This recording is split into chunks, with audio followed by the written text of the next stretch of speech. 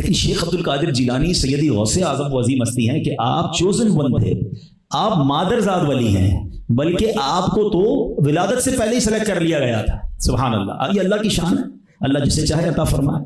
تو دو چھوٹے چھوٹے واقعات ہیں، واقعات ایسے ہیں جو آپ نے کئی بار سنے ہوں گے، مگر کہتے ہیں نا کہ بزرگوں کی باتیں جتنی بار سنیں سیکھنے کو ملتا ہے، محبت بڑھتی ہے۔ مگر میں یہاں اس کے ذریعے کچھ باتیں، کچھ مدری پھول بیان کرنا چاہتا ہوں۔ نمبر 1، بغداد شریف میں ایک نوجوان تھا اور اس نے دیکھا کہ ایک نہر میں ایک سیب تیر رہا ہے، بھوک لگی تھی، سیب اٹھایا اور کھا لیا، اور اس کے بعد خیال آیا کہ یہ تو میں نے کسی کا حق لے لیا ہے، مجھے تو معافی مانگنی چاہیے۔ تلاش کرتے کرتے ایک باغ میں پہنچے، دیکھا سیب کا باغ تھا، مالک سے کہا حضرت معاف کر دیں، آپ کے باغ کا سیب کھا لیا میں نے۔ کہا ایسے تو معاف نہیں کروں گا۔ کیسے معاف کریں؟ کہ 2 شرطیں ہیں۔ کیا شرطیں ہیں؟ پہلی شرط یہ کہ میرے باغ کی رکھوالی کرنی ہوگی، مزدوری کرنی ہوگی۔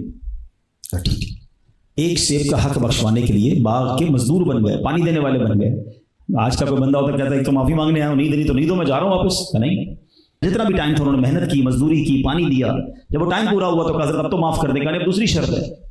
دوسری شرط کیا ہے؟ کہ میری بیٹی سے شادی کرنی ہوگی، اور سنو میری بیٹی اندھی ہے، کانوں سے بہری ہے، ہاتھوں سے لولی ہے، پیروں سے لنگڑی ہے، بول بھی نہیں سکتی ہے۔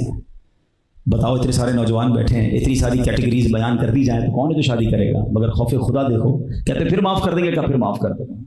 نکاح کیا، اپنے کمرے میں گئے، ڈر کے واپس آ گئے۔ کہتے ہیں حضرت غلطی ہو گئی لگتا ہے آپ کو، اندر جو خاتون ہیں وہ تو بول بھی سکتی ہیں، دیکھ بھی سکتی ہیں، سن بھی سکتی ہیں، خوبصورت نوجوان دوشیزہ ہے، اور آپ نے تو کہا تھا آپ کی بیٹی معذور ہے۔